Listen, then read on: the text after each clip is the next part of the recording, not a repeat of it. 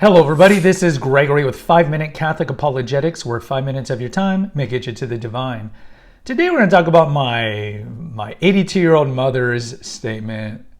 Why is it that the lines to confession are short and the lines to communion are long? When I was a kid, it was the opposite. The lines to confession were long and the lines of communion were short. Now before I begin, let's start with a prayer. Nomine Patris et Filii et Spiritus Sancti. Amen. Gloria Patri et Filii et Spiritui Sancto, sic ut era in principio, et nunc et semper et saeculae saeculorum. Amen. So my mother, as I mentioned, was born in 1940. She's about to turn 83 in January, God willing. And she grew up in Mexico. My family is Mexican. Both of my parents are Mexican. I was born here in the States. I think I mentioned this in my introductory video. And all my family, most of my family, I should say, still lives in Mexico. And she grew up at a time where this was pre-Vatican II. This is the pre-conciliar kind of Catholic Church in Mexico, which had actually gone through a lot of turmoil. We do have a video on the Cristiada, on the Cristero Wars of the 1920s. And that was mostly in the Jalisco region where my family was from. So she grew up the generation after that in an environment that was very traditional. My mother didn't really date. She admits, of course, that she was a virgin when she got married because that was exceedingly important back then. She was chaperoned on any dates, like with my father. My father was at the Jesuit school. He was an up-and-coming, promising doctor.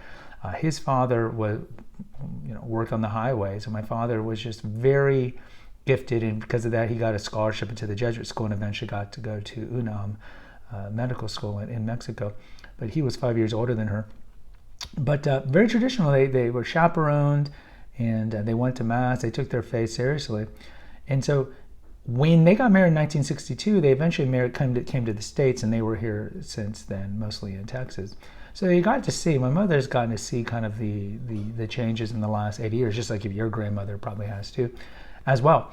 And so she made this statement, I don't know, to me like 10 years ago, but I always remember it because it's true. It's true. If you look at, and I'm not blaming Vatican Council II, I want to be clear here. I'm just saying that there's been a change, and I think no one can deny this. Now, some of you who have always gone to traditional parishes, maybe an SSPX or an FSP or an ordinariate or something, this has been your whole world, or even if you're old Catholic, even though the old Catholics are not really Catholic and nor are they old, this has been your whole world of, I don't receive the Eucharist unless I'm in a state of grace. And once I commit a mortal sin, I try to go to confession as soon as possible. So maybe your whole life has been, I receive the Eucharist maybe out of, 52 weeks, 52 Sundays, let's say, maybe 25 of those. So the majority of the time you're not receiving the Eucharist because you're not in a state of grace. And your whole world is you go to confession, and there's a long line because your parish takes confession seriously. And so either your priests, and we talked about this in the 2 pet peeves I have on pastors who don't have, actually I think it was in the liturgical abuses that drive me crazy, part 4. Parishes that have 2 priests who have a large parish, and then they have, it's like confession 4 to 4:45 on Sunday and then by appointment. I mean, are you doing any favors to your congregation, to your parish doing that? No.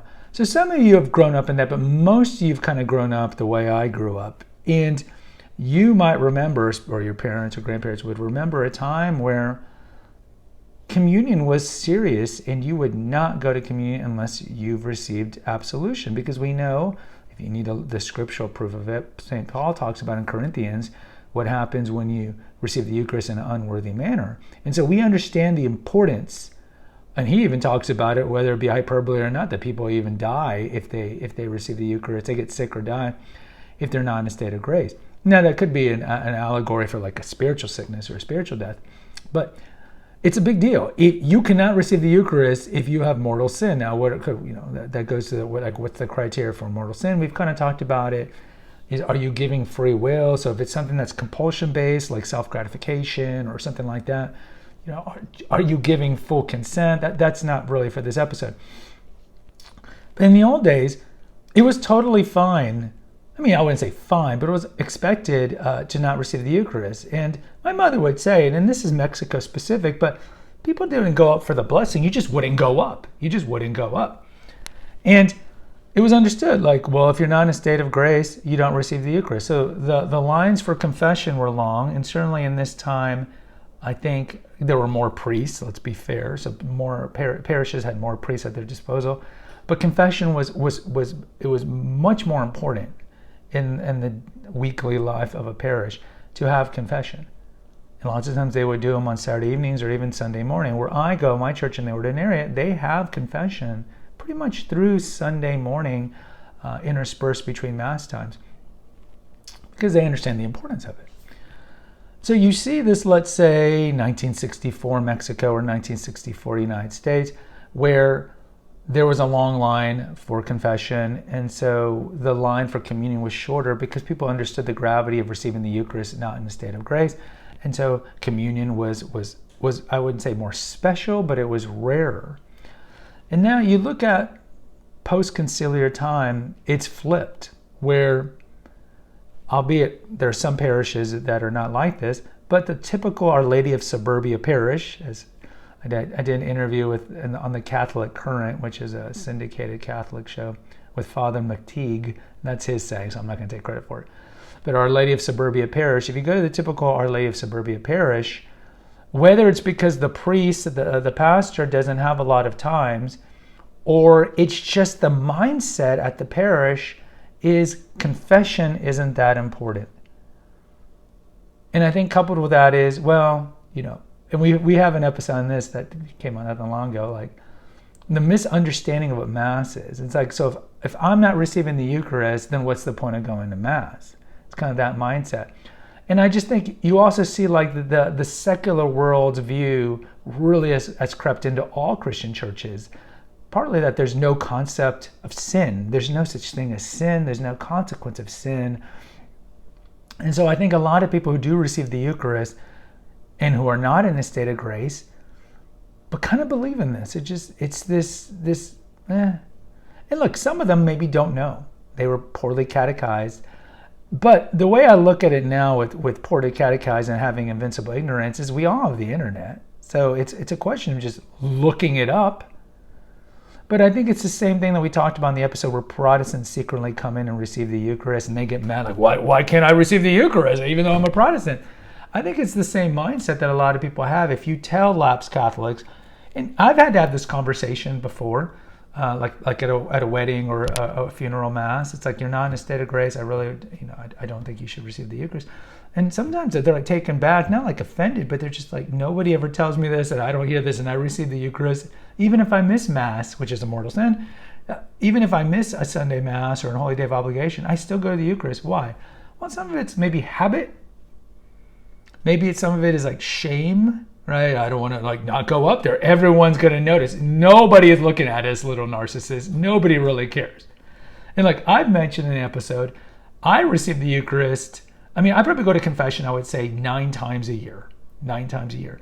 So if you do the math, there are many Sunday Masses where I don't receive the Eucharist, and I'll go for a blessing. Sometimes I don't, because we do get blessed at the end of Mass.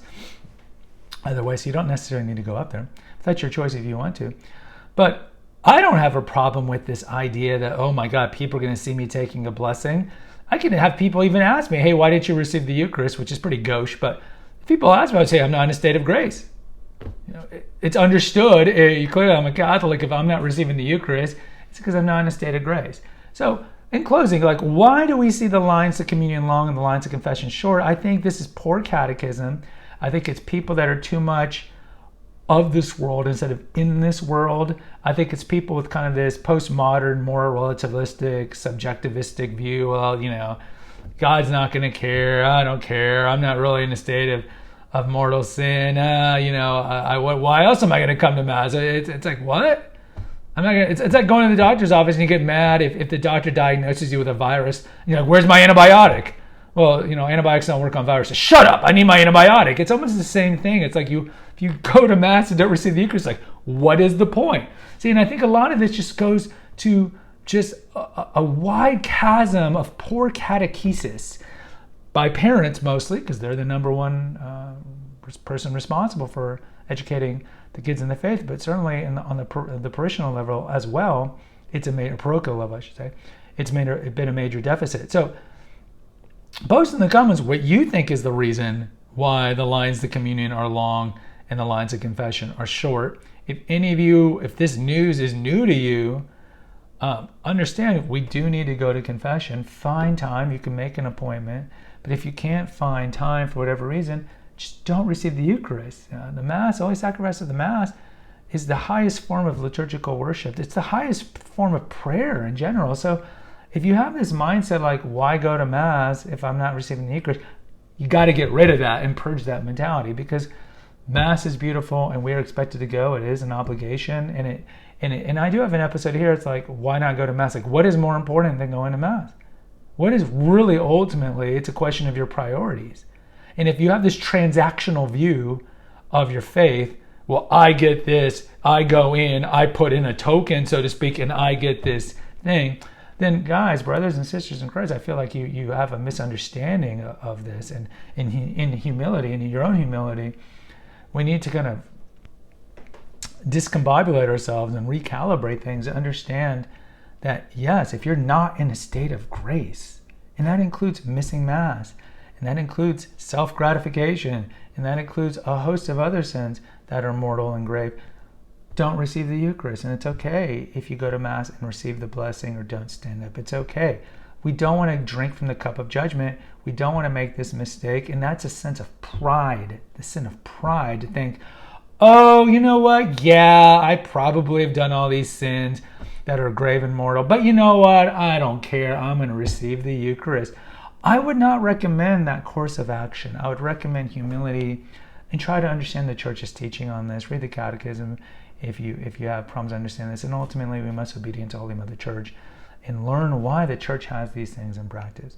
Guys, post in the comments. I'd like to hear from you. Why do you think the lines to communion are long and the lines to confession are short? Hit the notification button, subscribe, and share. Until next time, take care. God bless.